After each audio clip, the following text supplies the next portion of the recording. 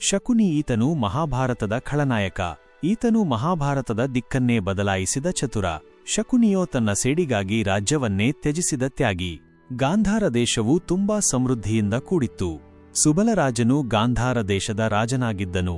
ಸುಬಲರಾಜನಿಗೆ ಶಕುನಿಯೂ ಸೇರಿ 100 ಜನ ಗಂಡು ಮಕ್ಕಳು ಹಾಗೂ ಒಬ್ಬಳೇ ಮಗಳಿದ್ದಳು. ಅವಳ ಹೆಸರು ಗಾಂಧಾರಿ. ಶಕುನಿಯು ತನ್ನ ತಂಗಿಯಾದ ಗಾಂಧಾರಿಯ ವಿವಾಹದ ಬಗ್ಗೆ ಹೆಚ್ಚು ಆಸೆಯನ್ನೂ ಇಟ್ಟುಕೊಂಡಿದ್ದರು.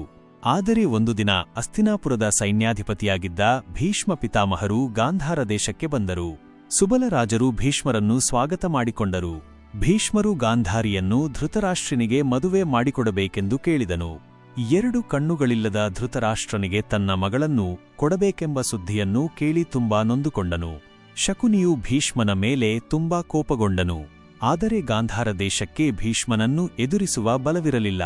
ಆದ್ದರಿಂದ ಗಾಂಧಾರ ರಾಜರು ನನ್ನ ಮಗಳಾದ ಗಾಂಧಾರಿಯನ್ನು ಭೀಷ್ಮರೊಂದಿಗೆ ಕಳುಹಿಸಿದನು. ಗಾಂಧಾರಿಯು ಅಸ್ತಿನಾಪುರದಲ್ಲಿ ಸಂತೋಷವಾಗಿರುವ ವಿಷಯವನ್ನು ಕೇಳಿ ಶಕುನಿಯು ಸ್ವಲ್ಪ ನೆಮ್ಮದಿಯನ್ನು ತಂದುಕೊಂಡಿದ್ದನು. ಸ್ವಲ್ಪ ವರ್ಷಗಳ ನಂತರ ಒಂದು ದಿನ ಕೌರವರಿಗೂ ಮತ್ತು ಪಾಂಡವರಿಗೂ ಜಗಳವಾಯಿತು. ಮಾತುಗಳಿಗೆ ಮಾತುಗಳು ಬೆಳೆದವು.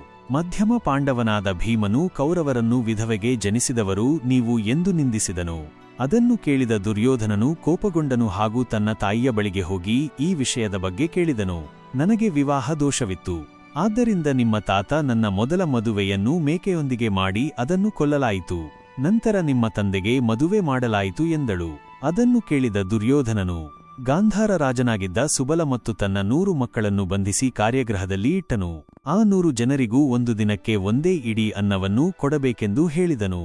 ಸುಬ್ಬಲ ರಾಜನು ತನ್ನ ಮಕ್ಕಳಿಗೆ ನಾವು 101 ಜನರು ಈ ಒಂದು ಇಡೀ ಅನ್ನವನ್ನೂ ತಿಂದು ಸಾಯುವ ಬದಲು ಯಾರಾದರೂ ಒಬ್ಬರು ತಿಂದು ಕೌರವರ ಮೇಲೆ ಸೇಡು ತೀರಿಸಿಕೊಳ್ಳಬೇಕೆಂದು ಹೇಳುತ್ತಾನೆ. ಆ 101 ಜನರಲ್ಲಿ ತುಂಬಾ ಬುದ್ಧಿವಂತ ಎಂದರೆ ಶಕುನಿ ಒಬ್ಬನೇ. ಆ ಒಂದು ಇಡಿಯ ಅನ್ನವನ್ನು ಎಲ್ಲಾ ಸಹೋದರರು ಶಕುನಿಗೆ ಕೊಡುತ್ತಿದ್ದರು. ದಿನ ಕಳೆಯುವಂತೆ ಒಬ್ಬೊಬ್ಬರೇ ಸಾವನ್ನಪ್ಪಿದರು. ಕೊನೆಯಲ್ಲಿ ಸಾವನ್ನಪ್ಪಿದ ಸುಬಲರಾಜನು ತನ್ನ ಬೆನ್ನಿನ ಮೂಳೆಗಳಲ್ಲಿ ಪಗಡೆ ಆಟದ ದಾಳಗಳನ್ನು ಮಾಡಿಕೊಳ್ಳುವಂತೆ ಹೇಳಿ ಸತ್ತನು. ಆ ದಾಳಗಳು ಮಾಯಾವಿ ದಾಳಗಳಾಗಿದ್ದವು. ಶಕುನಿಯೋ ಹೇಳಿದ ತಾಳಕ್ಕೆ ಕುಣಿಯುತ್ತಿದ್ದವು. ಕೊನೆಗೆ ಉಳಿದ ಶಕುನಿಯನ್ನು ದುರ್ಯೋಧನನು ನನ್ನ ತಾತನ ನೆನಪಿಗಾಗಿ ನೀನು ಗಾಂಧಾರಕ್ಕೆ ಹೋಗಿ ರಾಜ್ಯಭಾರ ಮಾಡು ಮಾಮಾಶ್ರೀ ಎಂದನು. ಶಕುನಿಯೋ ಅಳುತ್ತಾ ಆ ರಾಜ್ಯ ಯಾರಿಗೆ ಬೇಕು? ತನ್ನ 100 ಮಂದಿ ಸಹೋದರರು ಸತ್ತು ಹೋದರೂ ಇನ್ನೇಕೆ ಬೇಕು ಆ ರಾಜ್ಯ ಎಂದು ನಟಿಸಿದನು. ಶಕುನಿಯ ಮಾಯದ ಮಾತುಗಳನ್ನು ತಿಳಿಯದ ಕೌರವನು ಮನನೊಂದು ಶಕುನಿಯನ್ನು ತನ್ನೊಂದಿಗೆ ಇರುವಂತೆ ಹೇಳಿದನು. ಶಕುನಿಗೆ ಚೆನ್ನಾಗಿ ಗೊತ್ತಿತ್ತು ಕೌರವರಿಗೆ ಸರಿಯಾದ ಎದುರಾಳಿಗಳೆಂದರೆ ಪಾಂಡವರೆಂದು.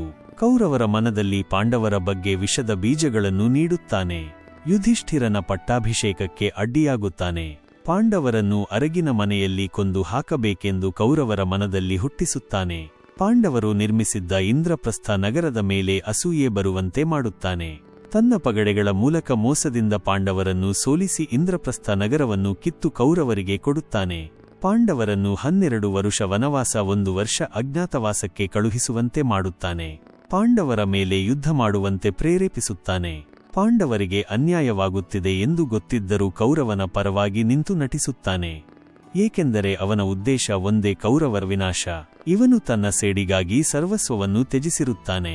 ಶ್ರೀಕೃಷ್ಣನೇ ಹೇಳುವಂತೆ ಇವನು ಬುದ್ಧಿವಂತ ಖಳನಾಯಕ. ಕೊನೆಗೆ ಕೌರವರೊಂದಿಗೆ ತಾನು ಸಾಯುತ್ತಾನೆ.